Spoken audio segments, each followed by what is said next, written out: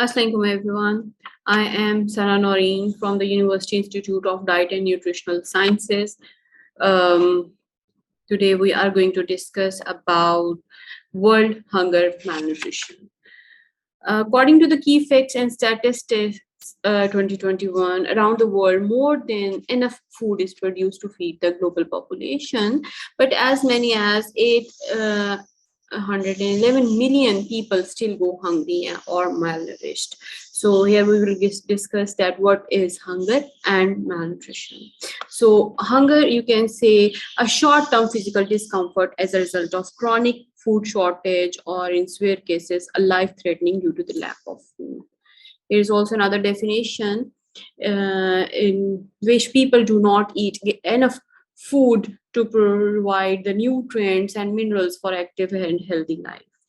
Malnutrition is defined as a condition resulting from undernutrition or excessive consumptions of one or more nutrients that can impair physical and mental health and can cause by the consequences of infectious diseases. Obesity and overweight will not come in undernutrition. Simply, we can say that nutritional deficiency, particularly those manifest in maternal underweight, child stunting, child wasting, or micronutrient deficiencies. According to this picture, we can say that people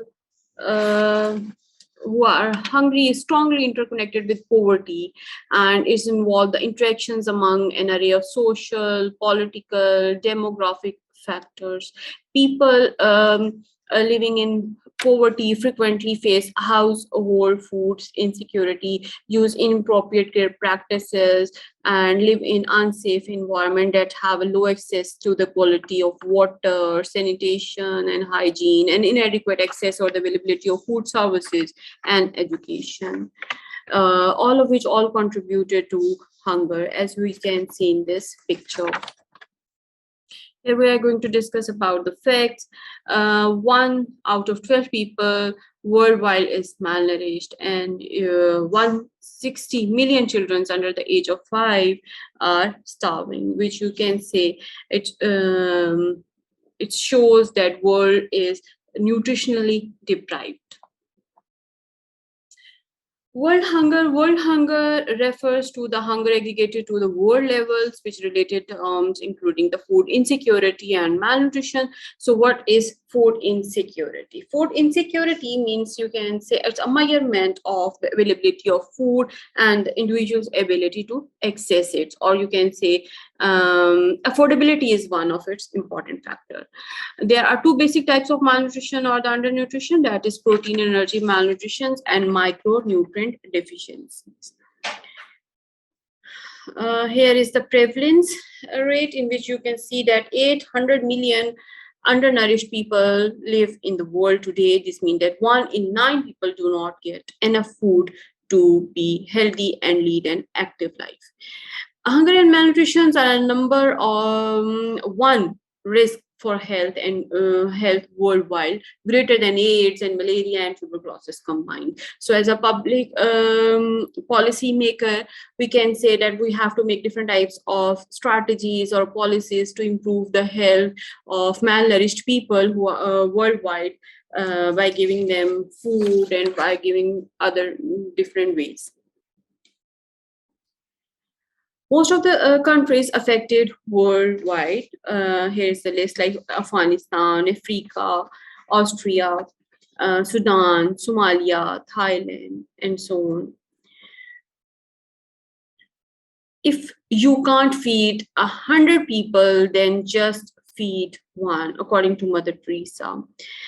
Yes, we want to make some changes to the world, and we can see suffering in all those countries, suffering by war, suffering by disease. We want to do something for those people. So what we can do, from where we can start from where we can get help from the people. So according to different types of strategies, we can say that yes, we can help people by donating 1 can to the food bank, by sending $1 to the relief agencies. So with the help of small steps, we can make a huge impact on the suffering in the world.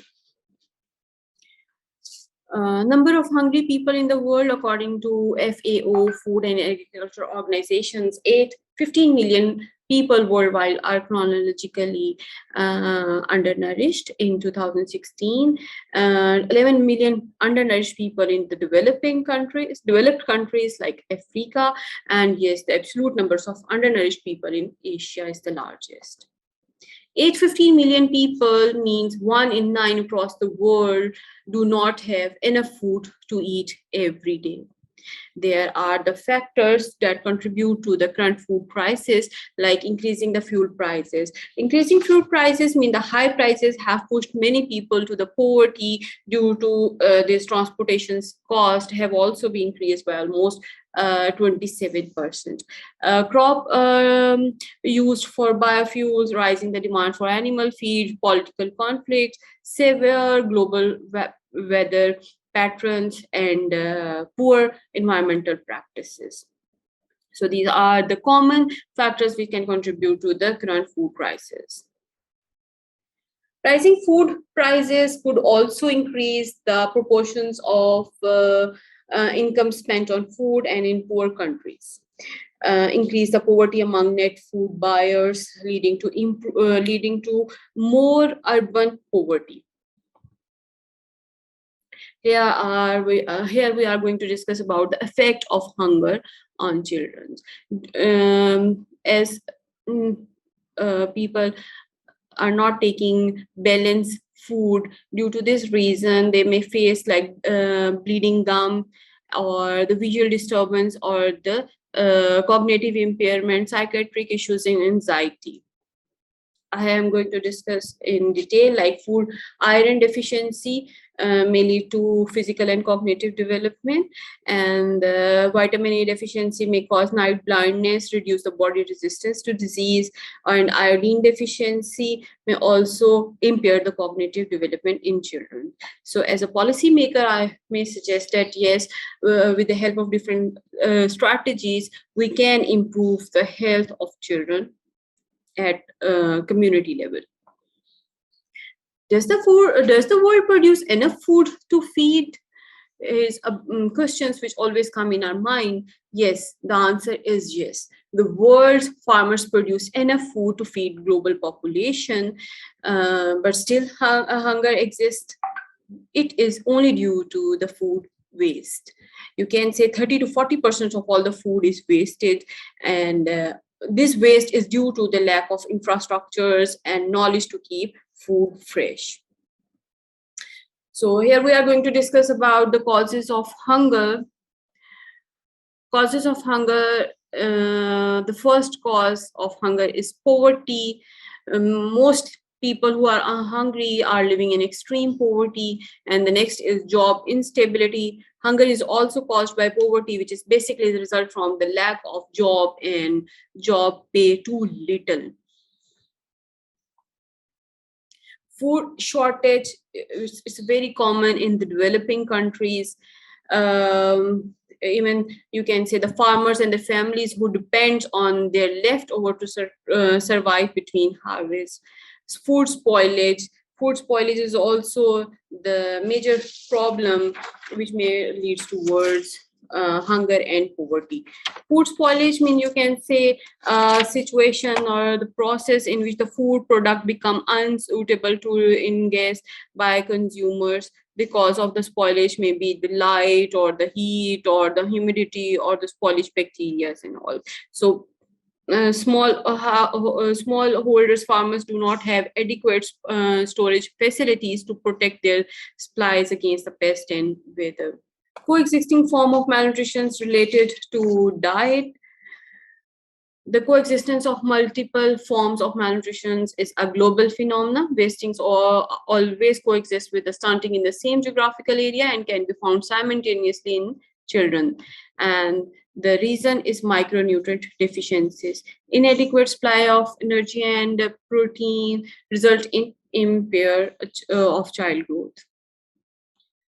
Here I have given an example, like obesity is conventionally associated with the food excess, but it's also linked with the micronutrient deficiencies. People with obesity can have affected with micronutrient deficiencies like the deficiency of zinc, iron, vitamin A, C, and D. The effect of chronic hunger. Chronic hunger, or you can say food insecurity, is as devastating to families, communities, and countries as is famine. Famine means the next stage of starvation. High infant mortality rates mean the malnourished women are more likely to be sick and have smaller babies and die earlier, resulting in a high level of infant mortality in an area where the chronic hunger is a big problem. Vulnerability to common illness, and more than 2 million children die every year from the dehydrations caused by diarrhea, and so on. How we can control malnutrition? So as a public health nutritionist, how we can make different types of programs to control malnutrition. How to control? We have to make different types of actions which are needed in the country, worldwide, to deal with undernutrition, micronutrient deficiencies, overweight, and obesity simultaneously. Actions to tackle hunger and malnutrition. We have to make different types of programs to sustainable food donations, urban farming, social changes, government interventions, empowering women, and birth control education.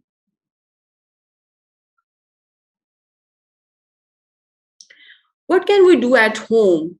So first, we have to start our step from the home. We can create awareness of these important issues through education. We can give this type of education to our students also. We can make an organization which can work for poverty and hunger, donate to food bank, and we can also call politicians to help for this purpose. So here is the conclusion of this topic, that world hunger can be the reason why infections spread worldwide, because of hungers allow infections, virus, bacteria to easily attack those who don't have enough to be essential to the body. So if the hunger rate is not decreased as fast as possible, the country economy will not be able to rise, because all those children who is underweight won't be able to get normal educations like all other healthy children get. Poverty is the main reason of hunger, whether it's poverty of an individual or the whole nation. Natural disasters can also cause poverty. Government should be able to provide shelters and food for those people who their houses are belonging with were destroyed by natural disasters, and those who are financially stable should try to help those in need, and those are health should try and voluntarily to help them. Here are the references which I use to get the data. Here are the learning outcomes. And thank you so much for your time. Thank you so much.